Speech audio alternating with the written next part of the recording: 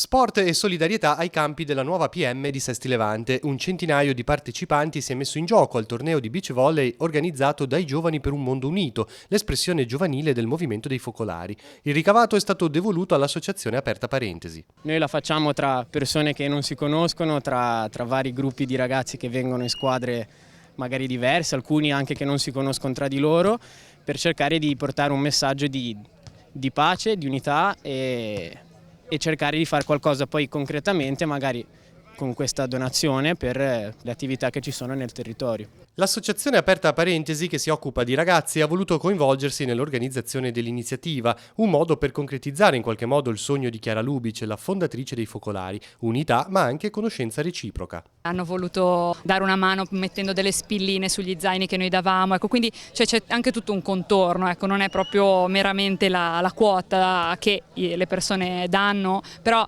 anche volevano sapere, ci hanno chiesto ma quindi questi chi sono? Infatti avremo anche un momento per parlare con loro, perché non vuole essere proprio appunto solo la cifra della quota di partecipazione data e basta, volevamo anche un coinvolgimento e che tutti conoscano le associazioni a cui diamo le nostre offerte durante queste giornate. Aperta Parentesi, il gruppo è nato nel 2015, utilizzerà i fondi per incrementare alcuni laboratori e lanciare un nuovo progetto di orto sociale. Le nostre attività sono finalizzate a sostenere e aiutare gli disabili adulti e ragazzi e adulti disabili per accompagnarli un po' nella loro vita e quindi un po' quello che tratta anche il loro sviluppo, la loro autonomia anche di vita.